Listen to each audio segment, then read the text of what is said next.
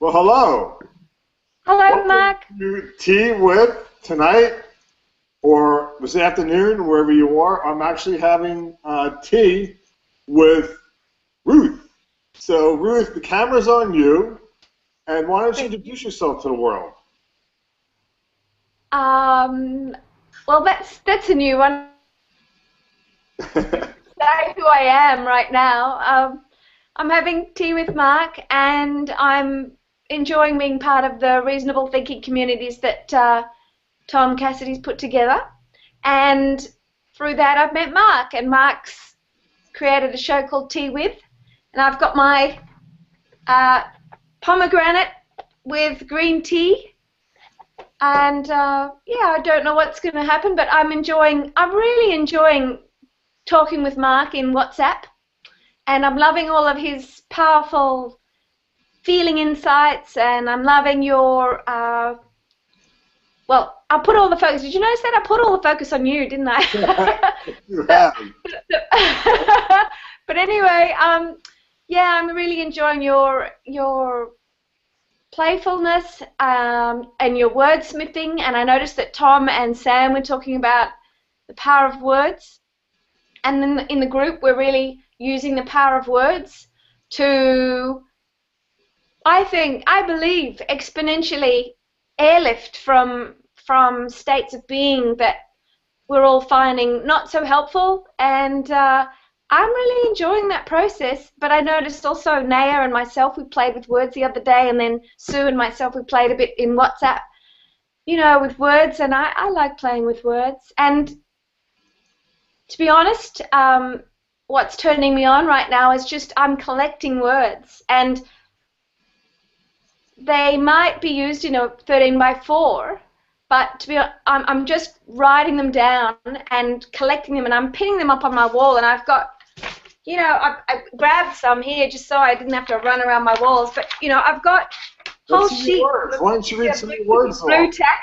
Yeah, I've got like all these sheets with words on them, just to play with seeing all the words. I just started to collect. It's like a treasure. I actually starting to see the words as treasures. I've been doing this for 3 weeks now, and I've got words here like, okay, this is showing, you know, this is aspiring, motivated, enterprising, determined, deeply purposeful, efficiency, and focused, efficient, organized, disciplined, overflowing, significant, and I've got some other ones like enthusiasm, optimism, demonstrating belief, and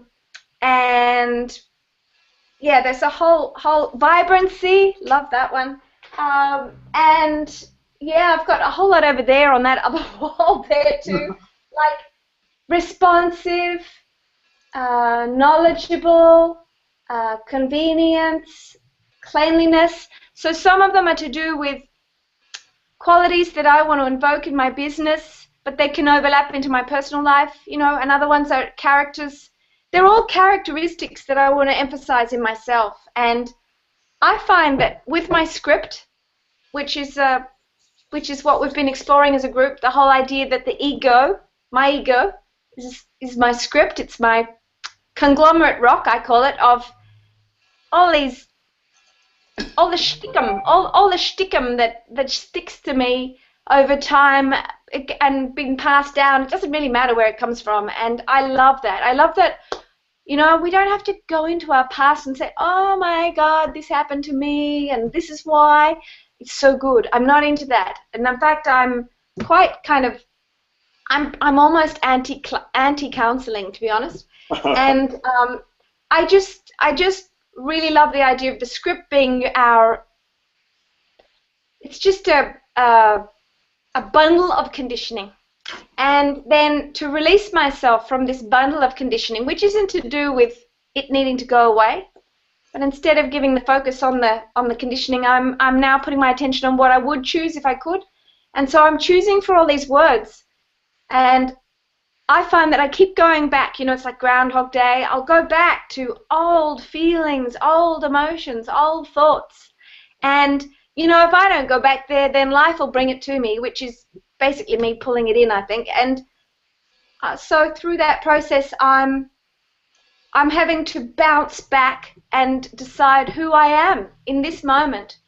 And I know I have been there. I've been in that loop before. So it's like, you know, I'm not a victim of this, and it's not a mistake. I've been around the planet long enough to know that I'm the common denominator here, you know. And so I'm starting to choose words as they come, and I'm starting to see, instead of choosing for a 13 by a 4 for the week, I'm catching it as it's happening. So I know these repetitive thoughts, and I know I've got like a whole lot around that might be around, you know, I need to be more productive for my business. I need to be more proactive. I need to be more disciplined. All of the things that I need to do to maybe to focus my business and be able to serve other people more and myself, you know, more effectively. And then I've got a whole lot of other things. So I've got thoughts around that. So I know all those, you know, those thoughts that repeat. So I can pull in all these words in the moment. So right now I'm not using my 13 by 4. I'm just responding. Every time I just reach for the word that feels right. When I notice my mind going off again, you know, she should, I should, we should, why aren't I, blah, blah, all those things, I just pull it in from my heart, whatever is the thing that I most need now in this moment.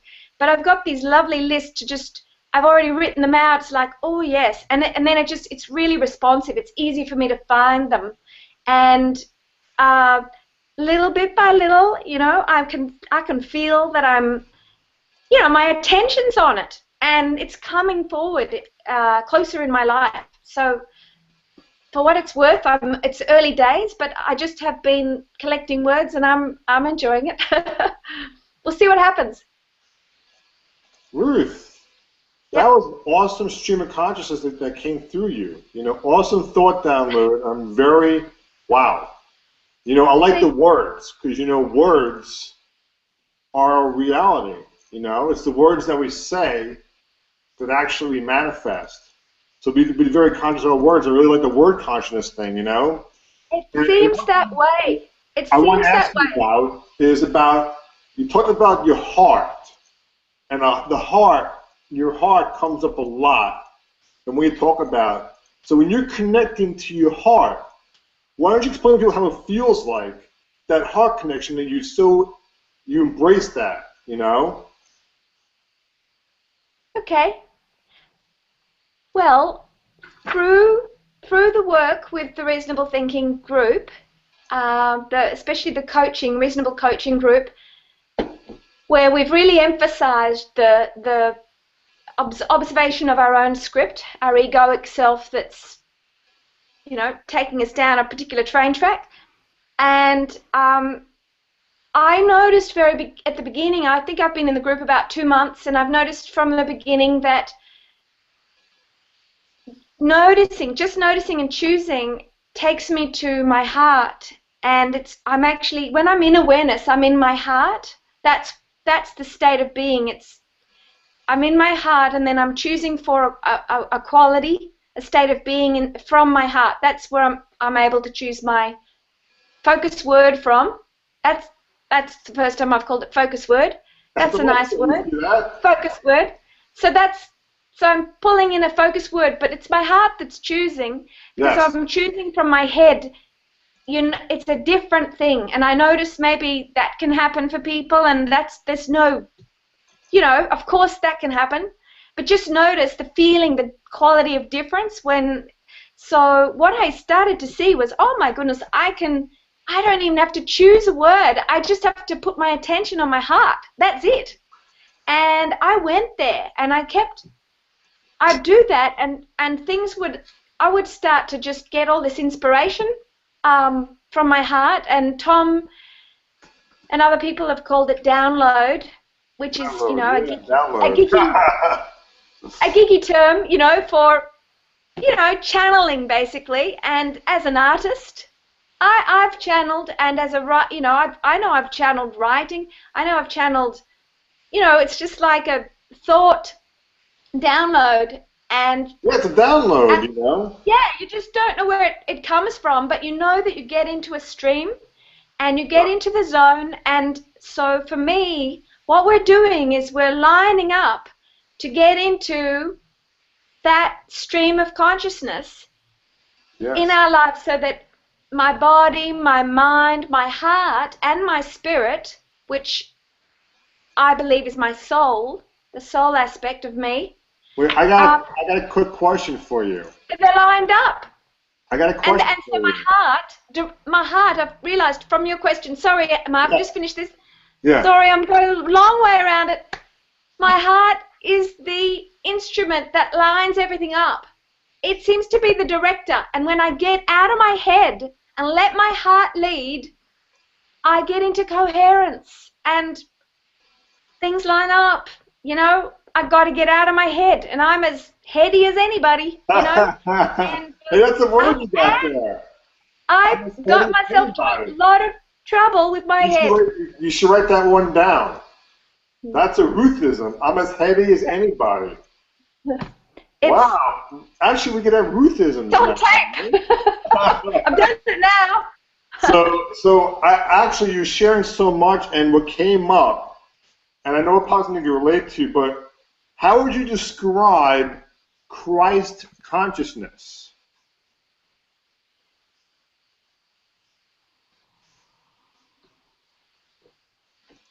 Yeah. I think it's a state of being that we all share, and it's probably like a frequency. A frequency that we can tune into, like Jesus was able to embody it, and other people have embodied it. I don't believe that it's a Christian phenomena, Christ consciousness. I think that there are many Christed people that have become Christed, and I believe that the Christed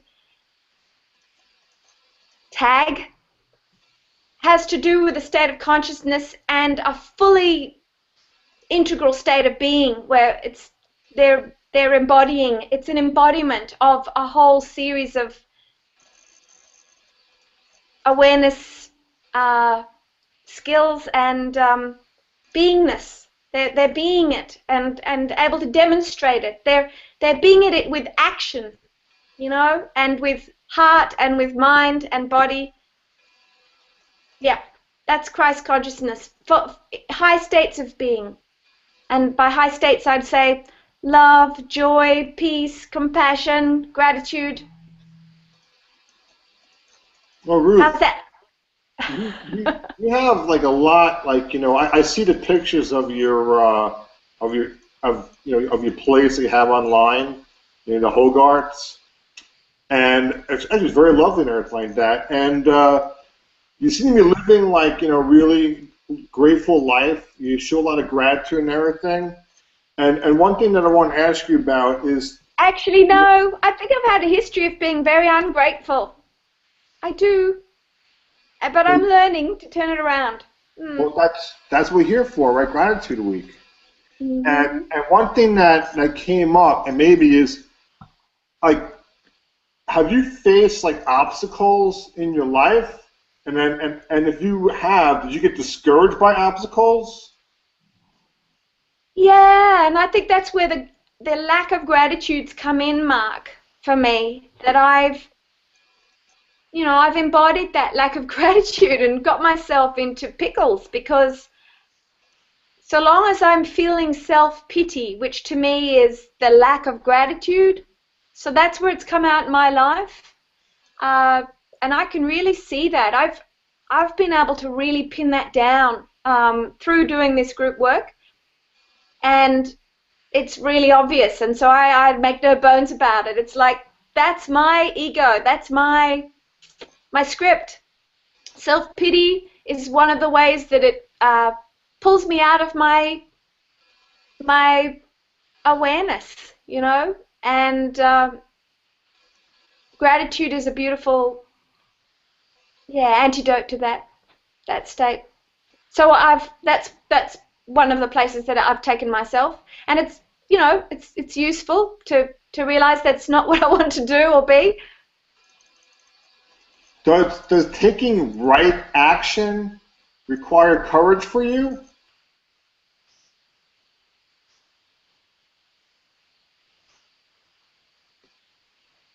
Yeah, it could do. It's a really good one for me to contemplate. Like I feel like there's things that I don't know about inside that question. Like that's a good one. I'd like to write it down. That right action means that I need to take that extra step of courage. Well, actually, yeah, today, yes, because one of the things that's one of the cycles of going down that I've had is I've experienced a lot of anxiety, recurring anxiety, since I was a teenager, I'd say. And so I'll have whole times when that's a major feature. And so for someone who's also very confident, I can do the flip side, yeah, and I can go into a lack of confidence, and that is where the courage needs to come. And I mean, yeah, there's something to do with fear that can eat me up so that I don't take action. And when I am taking action and I'm fearless, the other half of the time, it's just normal. But if I go into that zone and I give it life, then I can get lost for periods. And that's where the usefulness of noticing and choosing is so powerful. Wow, this is awesome. This is awesome.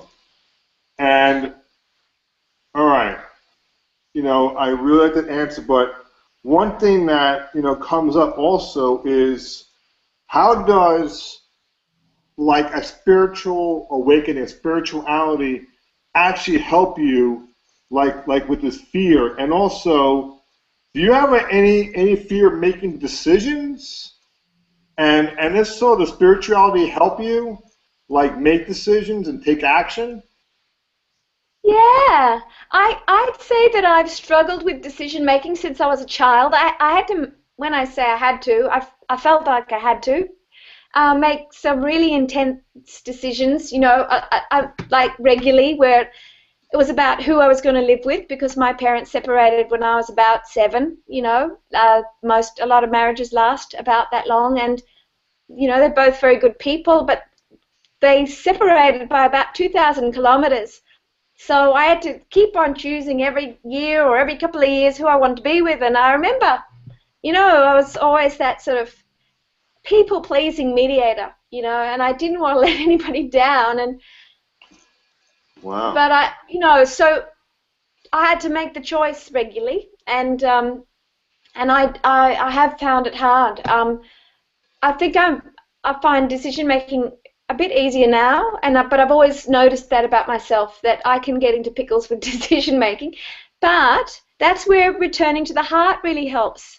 Exactly. So when I'm just focused on my heart, and I'm finding that I can actually go straight to my heart, and I don't need a focus word, Mark.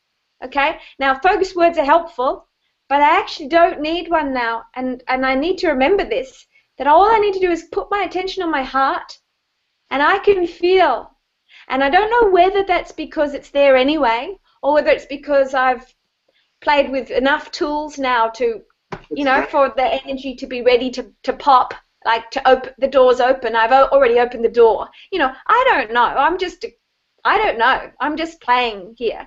But it's easy for me. It's effortless for me to just go into my heart and feel. And there are times when my heart has discomfort, and I'll just keep choosing for states of being until my heart feels ease again. Sometimes my heart feels anxious, and then it can take 20 minutes or a half hour even now, not so much now actually, but a couple of weeks ago I was going through that, and since then it's really eased off. I seem to be, it's a lot quicker now, but if my heart feels anxious, I can actually go into the states very quickly of love, quite quickly now with my heart. And yeah, did I answer your question? What was your question? Yeah. Sorry, Mark, I think I went off. I know, I hear you. You hear me? Yeah, you can't hear me? I can hear you. Okay, cool. Yep. So, you're asking, I have another question for you. Yep, yep. I mean, you've actually have been really connected. I could feel it in your answers, in the depth of your answers. And so, how does connecting to the divine help you with feelings of isolation or loneliness or illusion?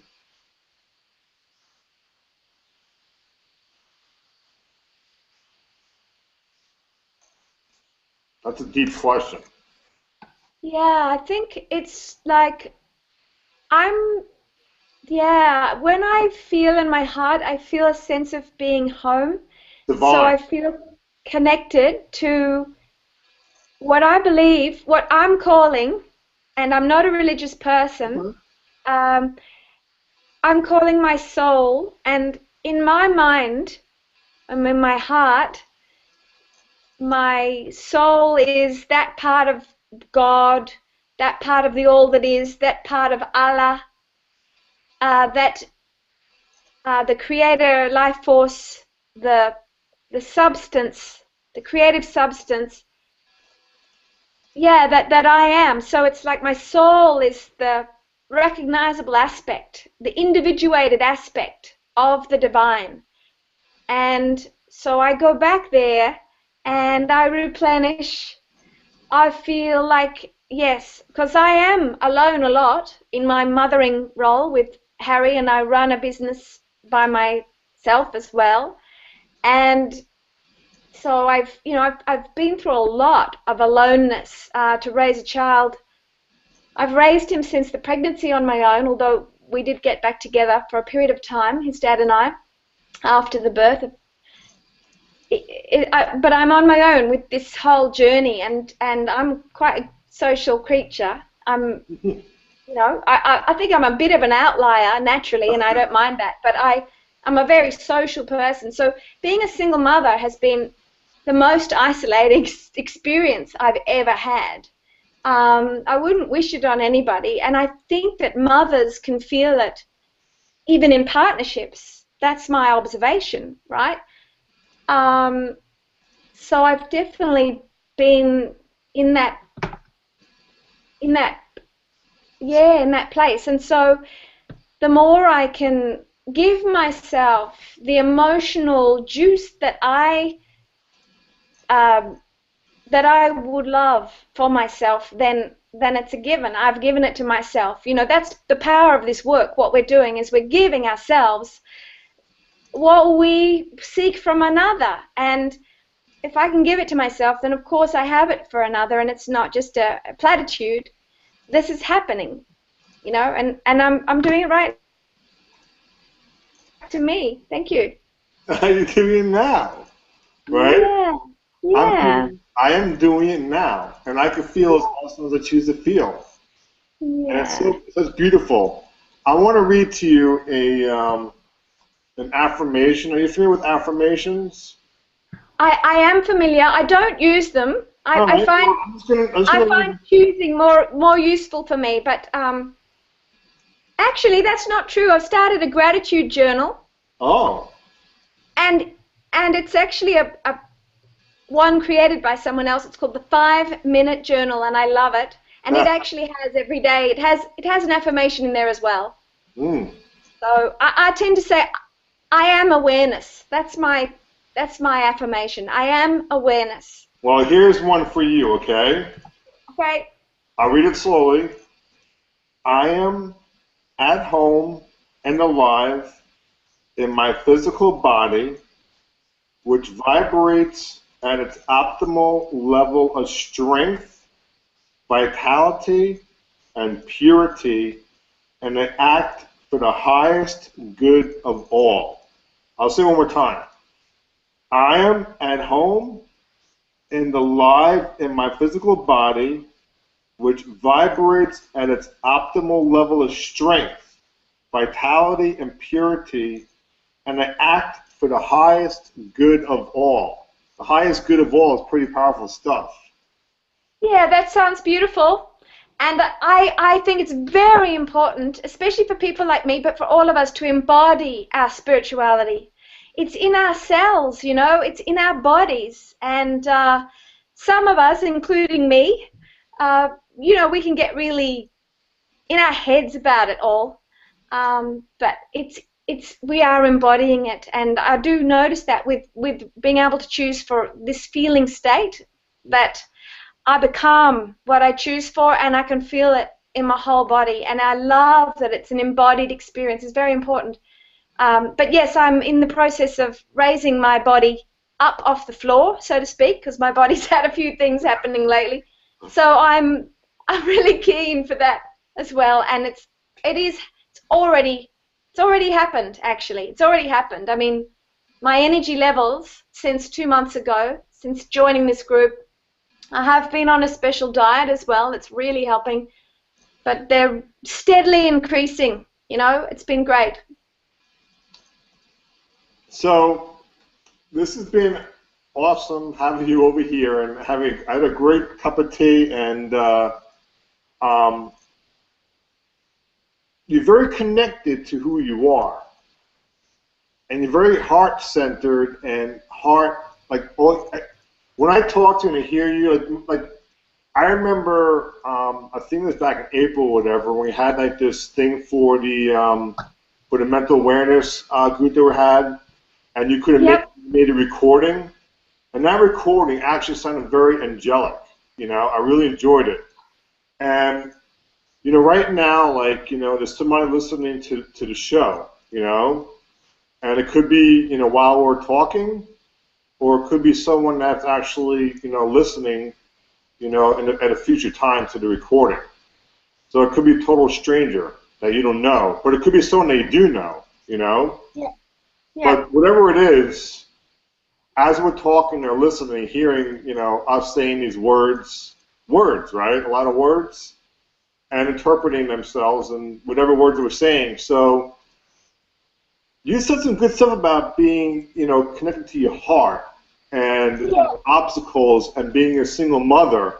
A lot of awesome things. And what advice would you give to anybody right now? I'd say that the fastest path is to your heart. You just focus your attention on your heart and ask your heart what it wants and what you want, and ask what you want from your heart too. Your heart is your intuition, your inner guide, and I believe that this is your doorway to your soul. Like, your soul will speak to you through your heart, and the heart is a heart mind.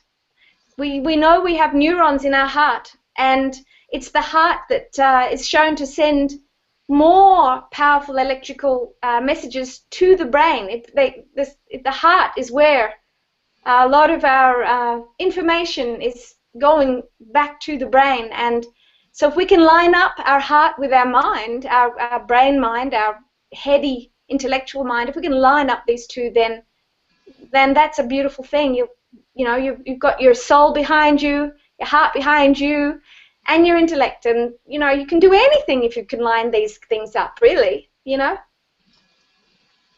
You could see it in you when you talk, because actually, you know, like, you light up.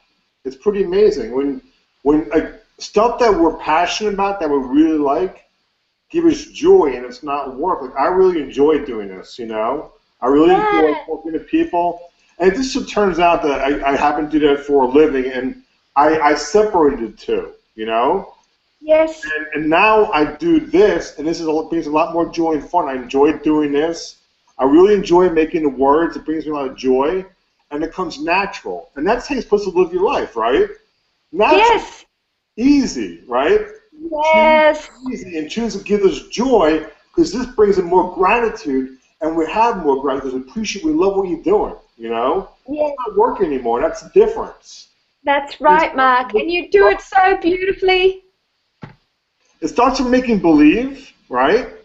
And then going to it, like the feeling like you do. You go right to source, you know? So Yes, I do. I don't make believe. would you have any closing words to anybody before we sign off? No, I wanted to say, thanks for your example, Mark. You just, I feel it from you, and you're very inspiring, and just, the way you're just being, and I appreciate it. And thanks for, jumping in. I better go too. Got to go and have a play date now with my little one. So thanks. All right, you have a most enjoyable day, and it was an honor having you on the show. Oh, thanks, Mark. Be with Ruth. Bye, everybody. See you. Ciao.